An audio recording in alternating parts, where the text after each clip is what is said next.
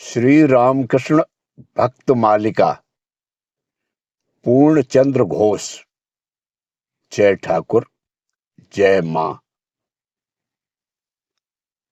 श्री रामकृष्ण देव ने जिन्हें ईश्वर कोटि कहकर निर्दिष्ट किया था, उनमें पूर्णचंद्र का स्पष्ट उल्लेख न रहने पर भी श्री रामकृष्ण संघ में वे ईश्वर कोटि के रूप में ही स्वीकृत हैं।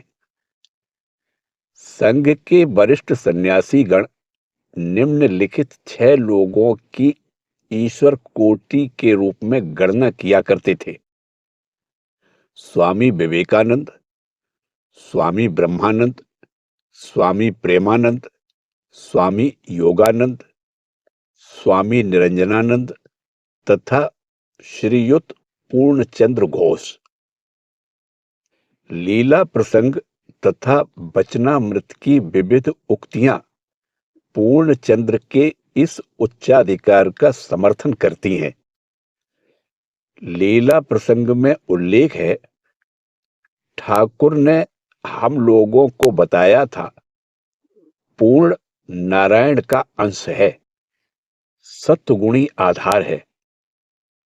इस संबंध में नरेंद्र के नीचे ही पूर्ण का स्थान कहा जा सकता है। बहुत पहले देखा था कि कुछ लोग यहां आकर धर्म लाभ करेंगे। उस श्रेणी के भक्तों का आगमन पूर्ण हुआ। उसके बाद अब यहां उस श्रेणी का और कोई नहीं आएगा। वचनामृत में भी उल्लेख है, पूर्ण का विष्णु के अंश से जन्म हुआ है। केवल अंश ही नहीं, कला है। उनका कैसा है जानते हो? पहले फल, फिर फूल, पहले दर्शन, फिर महिमा श्रवण, तद उपरांत मिलन। यहां पर ईश्वर कोटि के बारे में थोड़ी चर्चा कर लेना अनुचित नहीं होगा। ठाकुर भक्तों का ईश्वर कोटि तथा जीव कोटि, इन 2 श्रेणियों में विभाजन किया करते थे। ईश्वर कोटि जैसे चैतन्य देव आदि अवतारी पुरुष, प्रहलाद आदि शुद्ध सत्व भक्त या लीला सहचर, ईश्वर कोटि को छोड़कर अन्य किसी को महाभाव या प्रेम नहीं होता। ये लोग इच्छा मात्र से मुक्त हो सकते हैं। ये प्रारब्ध के बस में नहीं होते। इनका विश्वास स्वतः सिद्ध होता है, जैसे प्रहलाद का, तथा इनमें कोई दोष भी नहीं होता। ईश्वर कोटि को प्रेम होने पर उसे जगत के मिथ्यात्व का बोध तो होता ही है, साथ ही शरीर भी, जो कि इतना प्रिय है, वह भी भूल जाता है। जो लोग पहले बद्ध थे और बाद में साधना के द्वारा सिद्ध हुए हैं तथा अवशिष्ट जीवन भगवत भाव में बिता रहे हैं, उन्हीं को जीवन मुक्त कहते हैं। जिन लोगों ने ईश्वर के साथ किसी विशिष्ट संबंध के साथ जन्म लिया है तथा जो इस जन्म में भी कभी साधारण लोगों के समान बंधन में नहीं पड़े हैं, उन्हीं को शास्त्रों में आधिकारिक पुरुष, ईश्वर कोटि या नित्य मुक्त आदि कहा गया है। फिर एक अन्य श्रेणी के साधक भी हैं, जो अद्वैत भाव की उपलब्धि करने के पश्चात इस जन्म या अगले जन्म में लोक कल्याणार्थ भी नहीं लौटते। उन्हीं को जीव कोटि कहते हैं। लीला प्रसंग में यह भी वर्णित है कि ठाकुर जगदम्बा की कृपा से 6 विशिष्ट लोगों को ईश्वर कोटि के रूप में जान सके थे: पूर्णचंद्र पूर्ण ज्ञान लेकर ही जन्मे थे। इसीलिए बलराम बसु ने जब एक दिन ठाकुर से प्रश्न किया, महाराज, पूर्ण को संसार के मिथ्यात्व का पूर्ण ज्ञान कैसे हो गया? तो ठाकुर ने उत्तर दिया, जन्मांतर से। पूर्व के जन्मों में सब किया हुआ है। शरीर ही छोटा रहता है, फिर वृद्ध होता है। आत्मा में ऐसा नहीं होता। पूर्ण के प्रेम का उल्लेख करते हुए ठाकुर ने एक और दिन कहा था, पूर्ण का ऊंचे साकार का घर है, विष्णु के अंश से जन्म है। आहा, उसमें क्या ही अनुराग है। एक दूसरे दिन उन्होंने मास्टर महाशय से कहा था, पूर्ण में कैसा अनुराग है, देखा है? मास्टर अनुमोदन करते हुए बोले, जी हां, मैं ट्राम में जा रहा था कि छत से मुझे देखकर रास्ते की ओर दौड़ आया तथा व्याकुल होकर वहीं से नमस्कार किया। यह सुनते ही ठाकुर के नेत्रों में आंसू आ गए और वे कह उठे, आहा आहा। इसीलिए ना कि उन्होंने मेरे परमार्थ का संयोग करा दिया है। ईश्वर के लिए व्याकुल हुए बिना ऐसा नहीं होता। नरेंद्र, छोटा नरेन और पूर्ण, इन तीनों की पुरुष सत्ता है। पूर्ण की जो अवस्था है, इससे संभव है कि शीघ्र ही देह नष्ट हो जाए। ईश्वर लाभ हो गया, फिर क्यों रखना? या फिर कुछ ही दिनों में तोड़ फोड़ कर निकल जाएगा। दैवी स्वभाव है, देवता की प्रकृति है, इनमें लोक भय कम रहता है। यदि उसके गले में माला, देह पर चंदन तथा धूप धूने की गंध दिया जाए तो समाधि लग जाएगी। ठीक ठीक ज्ञान हो जाएगा कि अंतर में नारायण है। नारायण ही देह धारण करके आए हैं। फिर पूर्ण लीला सहचर भी थे। एक दिन ठाकुर ने कहा था, पूर्ण, नरेंद्र, इनसे इतना प्रेम क्यों करता हूं? जगन्नाथ के साथ मधुर भाव से आलिंगन करने गया तो हाथ टूट गया। उन्होंने बता दिया कि तुमने शरीर धारण किया है। अभी नर रूप के साथ सख्य, वात्सल्य, इन्हीं भावों में रहो। ऊपर के उद्धरणों में पूर्णचंद के जीवन की दो घटनाओं का उल्लेख है। प्रथम है मास्टर महाशय की सहायता से उनका श्री रामकृष्ण देव के साथ मिलन, तथा दूसरा है श्री रामकृष्ण देव के द्वारा उनका सादर ग्रहण। अब हम इन दो घटनाओं की ही विस्तार से चर्चा करेंगे। पूर्ण जब पहली बार ठाकुर के पास आए तो उनकी आयु 13 वर्ष की रही होगी। उन दिनों वे ईश्वर चंद्र विद्यासागर द्वारा प्रतिष्ठित मेट्रोपॉलिटन विद्यालय की श्याम बाजार शाखा में तृतीय श्रेणी में पढ़ रहे थे। विद्यालय के प्रधान शिक्षक महेंद्र नाथ गुप्त इसके पहले ही अनेक भक्तिमान विद्यार्थियों को श्री रामकृष्ण देव के चरणों में लाकर लड़के पकड़ने वाले मास्टर के रूप में विख्यात हो गए थे। पूर्ण चंद्र की मधुर आवाज, सुंदर सरस स्वभाव, उज्जवल नेत्र, सुगठित देह तथा तेज युक्त श्याम वर्ण देखकर वे उनके प्रति भी आकृष्ट हुए। फिर वार्तालाप करने पर जब उन्हें पता चला कि यह बालक प्रारंभ से ही भगवत भक्त है, तो उन्होंने उसे श्री चैतन्य चरितामृत पढ़ने की सलाह दी तथा एकांत में बुलाकर धर्म की विविध बातें बताने लगे। अंत में पृष्ठभूमि तैयार देखकर एक दिन उन्होंने कहा, यदि तुम चैतन्य देव के ही समान एक व्यक्ति को देखना चाहते हो तो मेरे साथ चलो। पूर्णचंद्र का मन तो इसी के लिए व्याकुल था, अतः वे सानंद सहमत हो गए। पर दूसरे ही क्षण पूछने पर जब पता चला कि वे महापुरुष काली मंदिर में निवास करते हैं तथा वहां जाने आने में लगभग पूरा दिन लग जाएगा, तो वे बड़ी चिंता में पड़ गए।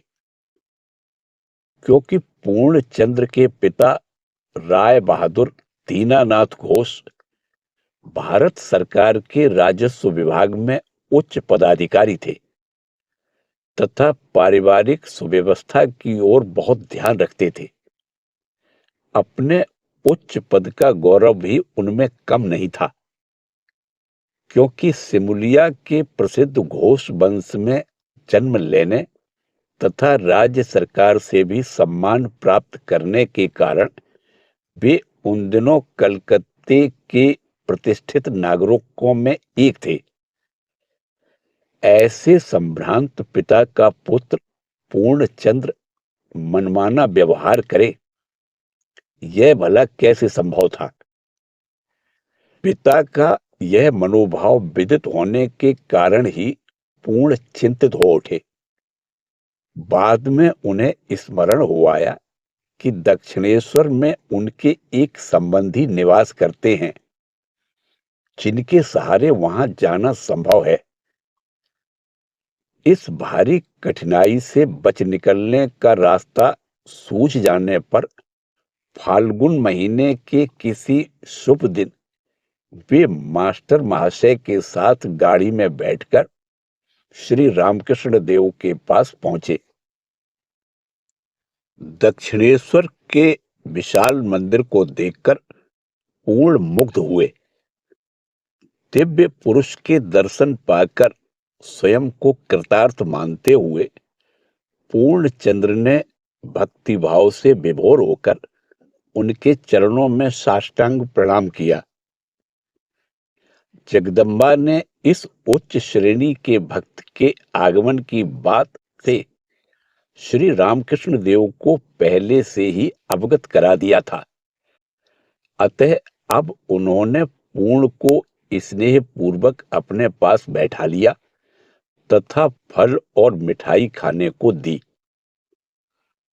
इधर पूर्णचंद्र मुग्ध होकर चित्रलिखित के समान बैठे उन सौम्य, शांत, माधुर्य धन, प्रेममय महापुरुष की ओर एकटक देखते रहे। अचानक ही उनके चित्त में पूर्व स्मृति ने उदित होकर उन्हें इंद्रियातीत भाव राज्य में पहुंचा दिया और उन्हें इन लोकोत्तर महापुरुष के साथ अपना दिव्य संबंध ज्ञात हो गया।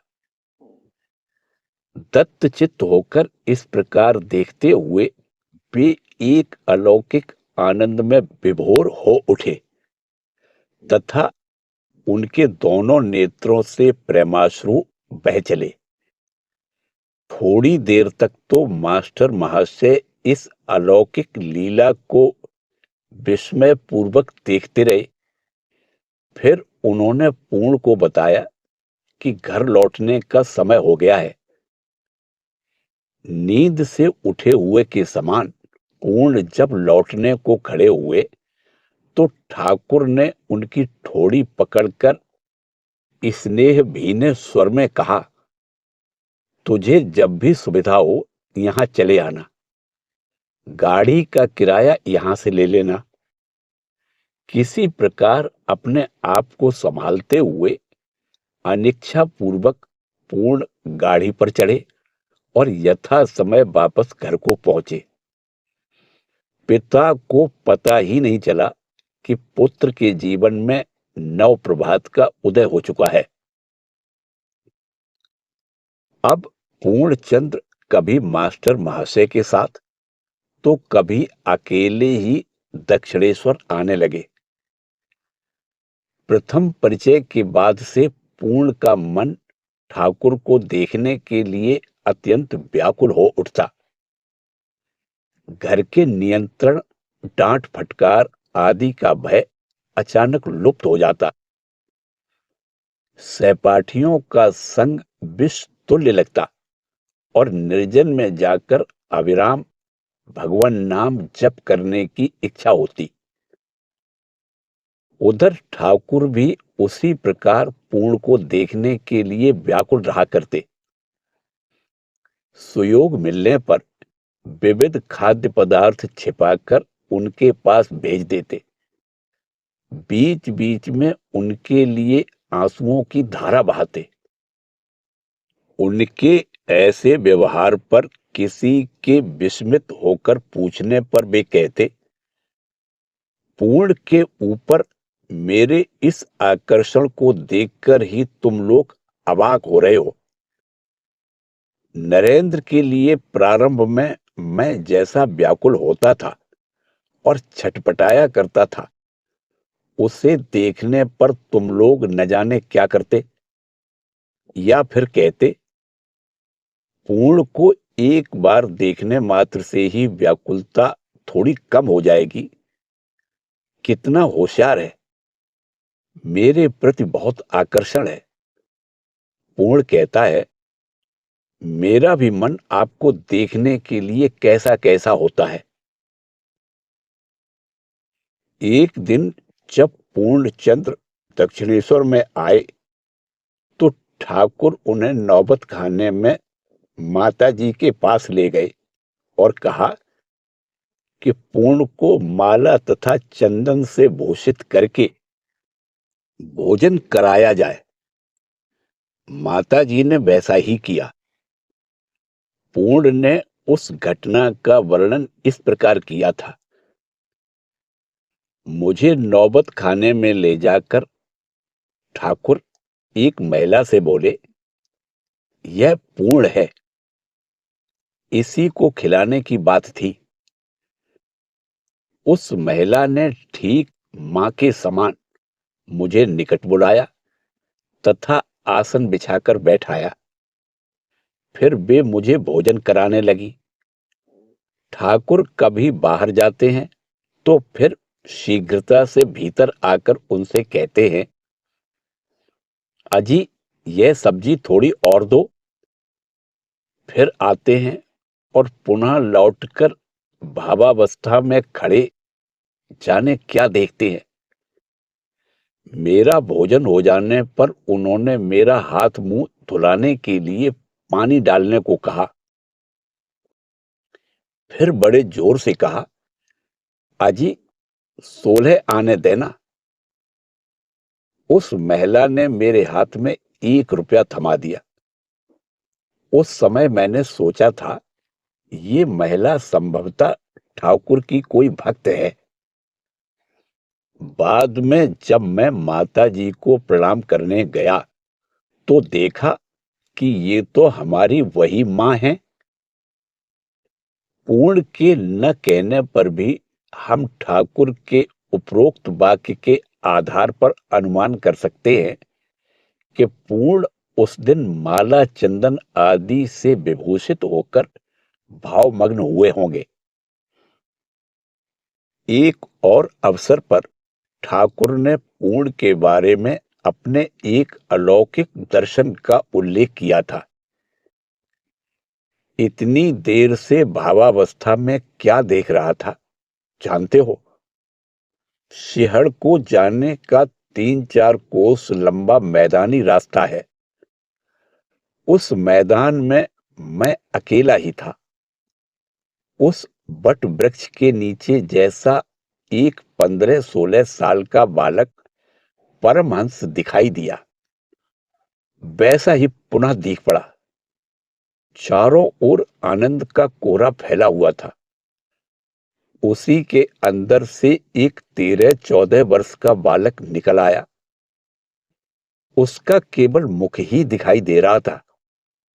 वह पूर्ण के समान था। दोनों ही दिगंबर थे। फिर उस मैदान में दोनों आनंद से दौड़ने और खेलने लगे। दौड़ने के पश्चात पूर्ण को प्यास लगी। उसने एक गिलास से पानी पिया।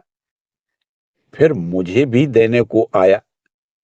मैंने कहा, भाई, तेरा जूठा तो न पी सकूंगा। तब वह हंसते हंसते गया और गिलास धोकर फिर एक गिलास पानी ला दिया। पिता के भय के कारण पूर्ण स्वेच्छानुसार दक्षिणेश्वर नहीं जा पाते थे। इसीलिए उनके आकर्षण से ठाकुर स्वयं ही कलकत्ता आ जाया करते थे। इसी प्रकार एक बार वे एक भक्त के मकान पर पूर्ण से मिले और अपने हाथ से उन्हें खिलाया। फिर पूछा, मेरे बारे में तेरी क्या धारणा है, बता तो।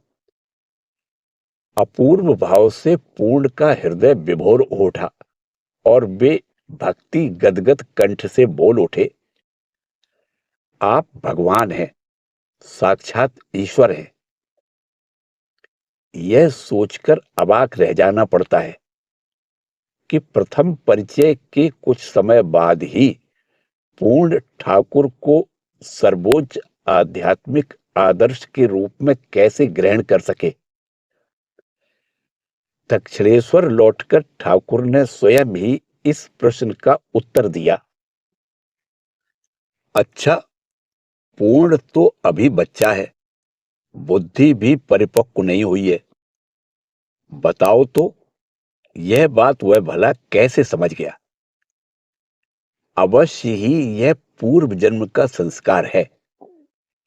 इनके शुद्ध सात्विक अंतर में सत्य की छवि अपने आप ही पूर्ण प्रस्फुटित हो उठती है। एक दिन बलराम मंदिर में पूर्ण को अपने पास बुलवाकर श्री रामकृष्ण देव ने पूछा, स्वप्न में तूने क्या देखा। पूर्ण ने उत्तर दिया, जी, आपको देखा, बैठे हुए थे, कुछ कह रहे थे। उत्तर सुनकर ठाकुर आनंद प्रकट करते हुए बोले, बहुत अच्छा, तेरी उन्नति होगी। तेरे ऊपर मेरा खिंचाव है। एक रात को पूर्णचंद्र पढ़ने के कमरे में अकेले बैठे पढ़ाई कर रहे थे। अचानक मास्टर आकर खिड़की के सामने खड़े हुए। पूर्णचंद्र तुरंत ही बाहर निकल आए। तब मास्टर ने धीमे स्वर में कहा, ठाकुर श्याम पुकुर मार्ग के मोड़ पर तुम्हारी प्रतीक्षा कर रहे हैं, मेरे साथ चलो। पूर्णचंद्र कार्नवालिस स्ट्रीट में निवास करते थे। वहां से मास्टर के साथ चलकर वे श्याम पुकुर तथा कार्नवालिस स्ट्रीट के मोड़ पर आए। वहां प्रतीक्षा में खड़े ठाकुर ने उन्हें आलिंगन करते हुए स्नेहाद्र स्वर से कहा, तेरे लिए संदेश लाया हूं, तू खा ले। यह कहकर वे पूर्ण के मुंह में अपने हाथ से संदेश देने लगे। फिर वे तीनों मोहल्ले के भीतर मास्टर के घर गए। ठाकुर ने वहां पर पूर्ण को साधना के बारे में बहुत से उपदेश दिए। एक दूसरे दिन देवेंद्र मजूमदार द्वारा पूर्ण के लिए कुछ आम भेजते हुए ठाकुर ने कहा, उसे खिलाने पर 1 लाख ब्राह्मण भोजन का फल मिलेगा। एक और दिन मास्टर के साथ वार्तालाप करते समय ठाकुर ने पूछा कि दक्षिणेश्वर आने जाने के फलस्वरूप पूर्ण की कोई प्रगति हो रही है या नहीं। मास्टर ने कहा, वह 4-5 दिन से कह रहा है कि ईश्वर का चिंतन करते समय या उनका नाम जपते समय आंखों से अश्रु निकलते हैं, रोमांच आदि होता है। तब ठाकुर ने कहा, बहुत अच्छा आधार है, नहीं तो फिर कैसे अपने लिए जप करा लेता। वह तो यह सब बातें नहीं जानता। फिर अचानक पूछ बैठे, अच्छा, पूर्ण की अवस्था तुम्हें कैसी दिखाई देती है? भाववादी होता है क्या?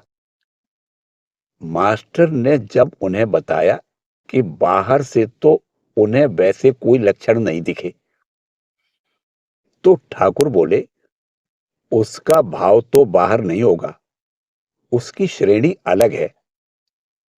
दूसरे सभी लक्षण अच्छे हैं। पूर्ण विद्यालय से भागकर दक्षिणेश्वर जाता है और इसमें उसके प्रधान अध्यापक का समर्थन है। यह बात पालकों को अविदित नहीं रही। फलस्वरूप पूर्ण का विद्यालय बदल दिया गया, किंतु फिर भी देखा गया कि अन्य सभी विषयों में पिता के अधीन होने पर भी ठाकुर के कलकत्ता आने के अवसर पर पूर्ण अत्यंत गुप्त रूप से उनसे मिला करते हैं तथा घर में पूर्ववत साधना में लगे रहते हैं। फिर ठाकुर के देह त्याग के उपरांत जब युवक भक्त सन्यासी बनने लगे, तो यह देखकर पूर्ण के पिता के मन में भय का उदय हुआ। इसके फलस्वरूप वे अपरिपक्व उम्र में ही पूर्ण को विवाह बंधन में डालने का आयोजन करने लगे। ठाकुर के देह त्याग के 2 वर्ष बाद 16 वर्ष की आयु में उन्हें प्रायः जबरदस्ती ही गृहस्थ बनाया गया। यथा समय सरकारी नौकरी की भी व्यवस्था हो गई। पूर्ण अब पूरे संसारी बन गए, जो सभी प्रकार की अद्भुत संभावनाओं को लेकर जन्मे ईश्वर कोटि महापुरुष थे। सत्व गुण के प्राबल्य के कारण जिनका स्थान स्वामी विवेकानंद के ठीक बाद ही निर्दिष्ट हुआ था, उन्हीं के हृदय माधुर्य की अभिव्यक्ति का क्षेत्र अब इस प्रकार संकुचित हो जाते देखकर यही सोचना पड़ता है, यह क्या दैवी माया है? क्या यह चारों ओर विद्यमान विपरीत वातावरण के समक्ष अंतः शक्ति की पराजय है?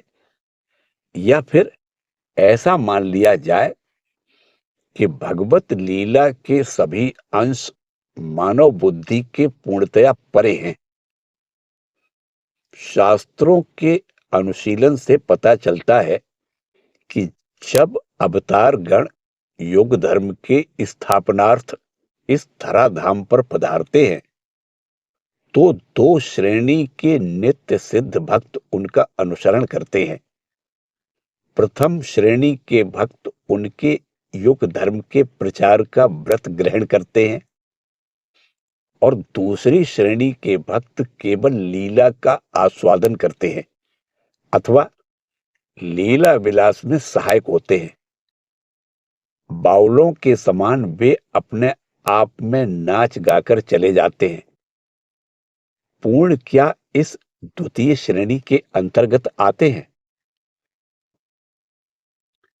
अस्तु, पूर्ण का परवर्ती जीवन भक्तों के लिए जैसा उपादेय है, वैसे ही सतग्रस्तों के लिए शिक्षाप्रद एवं आदर्श है। लीला प्रसंगकार ने सत्य ही लिखा है। घटना चक्र से पूर्ण को पत्नी ग्रहण कर सामान्य लोगों की भांति संसार यात्रा का निर्वाह करना पड़ा था, परंतु जो लोग उनके साथ घनिष्ठता पूर्वक जुड़े हुए थे, वे सभी उनके अलौकिक विश्वास, ईश्वर निर्भरता, साधन प्रियता तथा सभी प्रकार के आत्मत्याग के बारे में एक स्वर से समर्थन एवं साक्ष्य प्रदान करते हैं। लीला प्रसंग दिव्य भाव में उनके देह त्याग का संवाद देते हुए उद्बोधन के संपादक ने भी लिखा है, संन्यास अभिमुख मन के साथ जन्म लेकर भी कर्म धर्म संयोग से जिन्हें गृहस्थी करनी पड़ती है, वे कभी सांसारिक सुख प्राप्त करने में समर्थ नहीं होते। ईश्वर की अनित्य इच्छा से पूर्ण चंद्र को ऐसा ही करना पड़ा और इसलिए इसका फल भी वैसा ही हुआ। अपनी संपूर्ण चित्त वृत्तियों को ईश्वर में समर्पित करते हुए निरंतर उन्हीं में अवस्थित न रह पाने के कारण मानो वे आजीवन सबके सम्मुख लज्जित तथा कुंठित बने रहते थे। पूर्णचंद्र सरकार के वित्त विभाग में कर्मचारी थे। वर्ष का आधा समय उन्हें शिमला पहाड़ में बिताना पड़ता था। भारत की राजधानी कलकत्ते से दिल्ली स्थानांतरित हो जाने पर पूर्णचंद्र का कार्यस्थल भी वही चला गया। दिल्ली निवास काल में उन्हें ज्वर आने लगा, इसलिए वे फिर शिमला गए, परंतु वहां के विशुद्ध वायु के फलस्वरूप वह ज्वर कम होने के बजाय दिनों दिन बढ़ने ही लगा। शिमला से उन्हें कलकत्ता लाया गया, जहां 6 महीने तक शैय्यागत रहने के पश्चात उन्होंने देह त्याग किया। अंतर से सन्यासी पूर्णचंद्र ने उस समय अपनी सहधर्मिणी को चिंतित देखकर कहा था, हम लोग क्या संसार के अन्य लोगों की तरह हैं? हम तो पूरी तौर से ठाकुर के हैं। मेरे जन्म लेने के पूर्व ही जिन्होंने भोजन आदि देकर तुम लोगों की रक्षा की है, मेरी मृत्यु हो जाने पर भी वे ही तुम्हारी रक्षा तथा देख रेख करेंगे। रोग के असह कष्ट के भीतर भी उनके देह मन में एक अपूर्व शांति विराजती थी। वे कहते थे कि श्री रामकृष्ण देव सर्वदा उनकी शैया के समीप ही बैठे हुए हैं। गृहस्थ जीवन के कर्तव्यों का उन्होंने यथाविधि पालन किया था। बच्चों का पालन पोषण तथा शिक्षा दीक्षा, कन्याओं का सत्पात्रों से विवाह, मित्र एवं आत्मीय स्वजनों का यथोचित सत्कार एवं सहायता तथा छोटे भाइयों के प्रति स्नेह आदि सब कुछ वे अत्यंत निष्ठापूर्वक करते रहे। परंतु आश्चर्य की बात तो यह है कि विविध कार्यों में व्यस्त रहने के उपरांत भी वे श्री रामकृष्ण देव तथा अपने गुरु भाइयों को भूले नहीं थे। श्रीयुत कुमुद बंधु सेन लिखते हैं, चाहे प्रातःकाल हो अथवा संध्या का समय, मैंने घंटों उनके साथ रहकर देखा है कि वे ठाकुर का ही प्रसंग लेकर रहते थे। अधिकांश समय वे गंभीर होकर श्रोता का कार्य करते और बीच बीच में एक दो बातें कहकर प्रसंग का माधुर्य बढ़ा दिया करते। कलकत्ते में रहते समय पूर्ण बाबू प्रति रविवार को बेलूड़ मठ जाया करते थे। वहां पर अधिकांश समय वे एकाकी बैठे प्रसन्नता से चुरुट पीते रहते थे। बीच बीच में हुआ तो किसी के साथ एक दो बातें कर ली, पर वह भी ऊपर ऊपर। ध्यानपूर्वक देखने पर पता चलता था कि वे अंतर्मुखी बने बैठे हैं। उनके घर पर आने वालों में अधिकांश ठाकुर के ही भक्त थे। श्रीयुत मास्टर महाशय बहुत से छात्र भक्तों को उनके पास भेज दिया करते थे। उन लोगों के साथ परिचय, वार्तालाप आदि करने में पूर्ण बाबू को विशेष रुचि थी। फिर जो युवक संसार त्याग कर रामकृष्ण मठ में सन्यासी होने का दृढ़ संकल्प लेते, उन्हें देखकर तो उनके आनंद की सीमा ही नहीं रहती। श्री ठाकुर के सन्यासी संतानों की पूर्ण बाबू के प्रति विशेष श्रद्धा थी।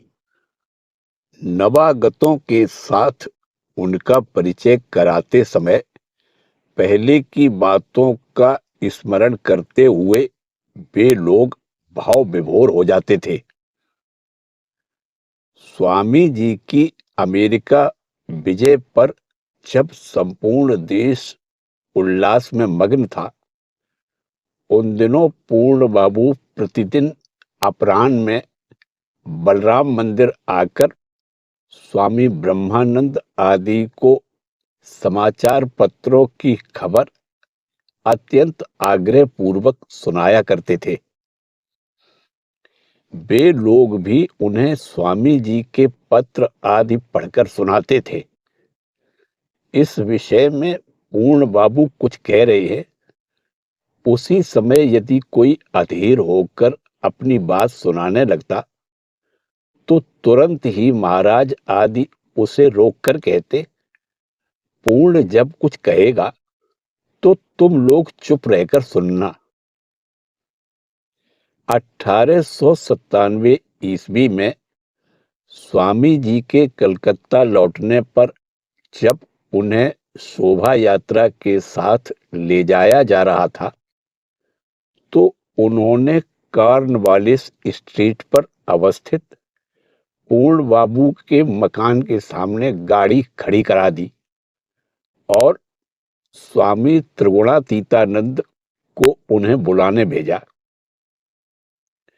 पूर्ण बाबू सवेरे ही सियालदह स्टेशन पर गए थे तथा भीड़ में एक ओर खड़े रहकर स्वागत आदि की धूमधाम देखने तथा स्वामी जी के दर्शन करने के उपरांत घर लौटकर दफ्तर जाने के लिए स्नान कर रहे थे। स्वामी जी के बुलाने पर वे उसी अवस्था में बाहर निकलकर उनके सामने खड़े हुए। स्वामी जी ने उनसे सस्नेह कुशल क्षेम पूछकर उन्हें विदा किया। दिल्ली तथा शिमला में निवास करते समय भी पूर्ण गुरु भाइयों के साथ संपर्क बनाए रखते थे। एक बार स्वामी तुरायानंद ने कश्मीर का भ्रमण करने के पश्चात उनके शिमला के निवास स्थान में आतिथ्य ग्रहण किया था। इसके अतिरिक्त और भी कई लोग वहां गए थे तथा अन्य कई लोगों के साथ उनका पत्र व्यवहार हुआ करता था। धन के द्वारा वे किसी किसी की सहायता करते थे। गिरीश बाबू के देह त्याग के कुछ समय पूर्व पूर्ण जब उनकी शैया के निकट उपस्थित हुए तो गिरीश ने हाथ जोड़कर कहा, भाई आशीर्वाद दो कि प्रतिक्षण ठाकुर का स्मरण कर सकूं। जय रामकृष्ण। पूर्ण ने कोमल स्वर में उत्तर दिया, ठाकुर तो आपको सर्वदा ही देख रहे हैं, आप ही हम लोगों को आशीर्वाद दीजिए। विवेकानंद सोसाइटी के सदस्यों के अनुरोध पर 1907 ईस्वी में पूर्ण बाबू ने सचिव का पद स्वीकार किया। कलकत्ते में निवास करते समय वे प्रायः संध्या के समय शंकर घोष लेन में स्थित समिति के मंदिर में जाकर ध्यान में बैठते तथा अन्य लोगों को भी इस विषय में प्रोत्साहित करते। उनके उस पद पर रहते समय ही मैडम काल्वे कलकत्ता आई थी। समिति के प्रमुख के रूप में पूर्ण बाबू ने अन्य सदस्यों को साथ ले ग्रैंड होटल में जाकर उनके साथ साक्षात्कार किया तथा स्वामी जी की विविध मुद्राओं के छाया चित्र उन्हें उपहार में दिए। उस पद पर वे 1 वर्ष तक रहे। फिर शिमला चले जाने के कारण उन्हें उसका त्याग करना पड़ा। दफ्तर की छुट्टी हो जाने पर पूर्ण बाबू शिमला पहाड़ी के किसी निर्जन स्थान में जाकर ध्यान में तन्मय होकर बैठे रहते थे। घर लौटते काफी रात हो जाती। वहां पर न तो कोई गुरु भाई थे और न कोई आश्रम आदि ही। अतः गुरुदेव के स्मरण मनन का इसके अतिरिक्त और कोई उपाय ही नहीं था। परंतु बाहर में भाव की अभिव्यक्ति न रहने पर भी फल्गु नदी के समान अंतर में उसका सर्वदा प्रवाह बना रहता था तथा किसी कारणवश ऊपर के आवरण के थोड़ा हट जाते ही स्वच्छ सलिल धारा निकल पड़ती थी। उदाहरण के लिए प्रफुल्ल कुमार बनर्जी एक दिन उनके शिमला के मकान पर गए तो देखा कि श्री पुलिन मित्र भजन गा रहे हैं और पूर्ण बाबू के दोनों नेत्रों से आंसुओं की धार बही जा रही है। इसके बाद काफी देर तक उनकी आंखें लाल रही और एक दिन टहलते समय उन्हें अनमना देखकर निकट के एक व्यक्ति ने पूछा कि उनमें देहबोध है या नहीं। उत्तर में पूर्ण बाबू ने अपने गले पर हाथ रखकर कहा कि केवल इसके ऊपर के अंश का बोध है, नीचे का कोई बोध नहीं है। तात्पर्य, वे नित्य अध्यात्म भूमि में ही प्रतिष्ठित थे, पर हां, व्यावहारिक दृष्टि से उनके दैनंदिन जीवन में भी एक नियमबद्धता थी। अवकाश के समय में वे काफी पठन अध्ययन करते थे। वे अच्छे लेख भी लिख लेते थे। व्यायाम आदि के फलस्वरूप उनका शरीर काफी बलवान तथा सुदृढ़ था। शिमला में गोरों को दूसरों पर अत्याचार करते देख उसका प्रतिकार करने के लिए 1-2 बार उन्हें अपनी इस शक्ति का प्रयोग भी करना पड़ा था और उन्हीं की विजय हुई थी। 35-36 वर्ष की आयु में एक बार भीषण व्याधि के फलस्वरूप पूर्ण बाबू का जीवन संकटापन्न हो गया। उस समय स्वामी प्रेमानंद उनकी शैया के निकट बैठे हुए थे। अचानक वे एक दिव्य भावावेश में चले गए। तब तो पूर्ण बाबू की व्याधि की गति फिर गई और वे शीघ्र ही स्वस्थ हो गए।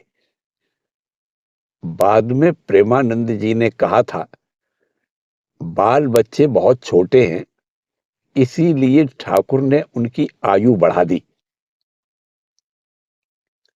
पूर्णचंद्र देशभक्त थे तथा स्वाधीनता संग्राम के महत्व को समझते थे। देश के लिए जो लोग जेल जाते थे उन्हें वे सन्यासी के समान ही मान देते थे। उनमें एक और भी सद्गुण था, वह यह कि दूसरों के दोषों को न देखकर गुणग्राही होना। धनी जमींदार श्याम बोस सज्जन व्यक्ति थे। उनमें सभी प्रकार के वैष्णव जनोचित बाह्य सदाचार विद्यमान थे, परंतु साथ ही उनमें चारित्रिक दुर्बलताएं भी थी। वे पूर्ण बाबू के पास काफी आया जाया करते तथा उन्हें गुरुजी कहकर संबोधित करते थे। एक बार किसी युक्तिवादी ने पूर्ण बाबू को इस असंगति की याद दिलाई। इस पर उन्होंने उत्तर दिया, श्याम बाबू में दोष हैं अवश्य, पर वे जो कुछ करते हैं अकेले ही करते हैं, दल बांधकर नहीं करते। परंतु उनमें जो गुण हैं वह बहुत बिरले लोगों में ही देखने को मिलता है। वह है उनका सत्यानुराग। वे जब किसी विषय में कोई वचन देते हैं तो हिमालय के समान अचल अटल भाव से उसका पालन करते हैं। फिर किसी को विपत्ति में या कष्ट में पड़ा देखकर वे उसकी सहायता करते हैं, अवहेलना नहीं करते। पूर्ण बाबू के सानिध्य में आकर श्याम बाबू के गुणों में वृद्धि हुई। उनके चरित्र में अभूतपूर्व परिवर्तन आया और वे श्री रामकृष्ण देव के प्रति और भी अधिक आकृष्ट हुए। पूर्ण बाबू के संबंध में ठाकुर ने कहा था, पूर्ण कम आयु में देह त्याग करेगा, नहीं तो फिर संन्यास लेकर संसार त्याग करेगा। यदि उसे संसार में आबद्ध किया गया तो उसका शरीर अधिक दिन नहीं टिकेगा। 16 नवंबर 1913 ईस्वी को रात 10 बजे उन्होंने केवल 42-43 वर्ष की आयु में शरीर त्याग दिया। इसके एक वर्ष पहले से ही बुखार का कष्ट भोगते हुए उनका स्वास्थ्य भग्न हो चुका था और वे बिस्तर पकड़ने को विवश हुए थे। एक दिन उनके दफ्तर के एक मातहत कर्मचारी आशु बाबू ने उनके रोग से क्रस्त हुए शरीर को देखकर दुख प्रकट करते हुए कहा, ठाकुर यदि इस समय विद्यमान होते तो आपकी यह अवस्था देखकर वे क्या करते। यह बात सुनते ही पूर्ण बाबू बिस्तर पर उठ बैठे और अपने दोनों बड़े बड़े ज्वलंत नेत्र आशु बाबू पर गड़ाकर दृढ़ता के साथ कहा, वे गए ही कहां हैं। घबराकर आशु बाबू ने उन्हें झट पकड़कर सुला दिया। फिर पूर्ण बाबू कुछ शांत होकर धीमे स्वर से बोले, देखिए, कल रात को लघु शंका के लिए किसी तरह दीवाल का सहारा लेते हुए बरामदे तक गया था। वैसे कमरे में कोई रहता अवश्य है, परंतु वह सोया हुआ था, इसलिए मैंने उसे जगाया नहीं। अकेले ही बरामदे तक गया, परंतु लौटते समय उठकर खड़े होते ही सिर चकरा गया। मैं गिरने ही वाला था। ठीक उसी समय ठाकुर ने आकर मुझे पकड़ लिया और लाकर बिस्तर पर सुला गए। अत्यंत शांतिपूर्वक उनका शरीर त्याग हुआ था। घर में कोई जान ही नहीं सका था। उनके चेहरे पर दिव्य कांति एवं प्रशांति विराजित थी। ब्रह्मतालु भी गर्म था। डॉक्टर आए और देखकर बताया कि देह त्याग 2-3 घंटे पहले हुआ है। ठाकुर की लीला जैसी अद्भुत है। उनके सहचरों के जीवन भी वैसे ही अपूर्व तथा मानवीय बुद्धि के अगोचर हैं। इसी के साथ श्री रामकृष्ण देव के अंतरंग शिष्य पूर्णचंद्र घोष जी का जीवन परिचय समाप्त होता है। जय ठाकुर, जय मां।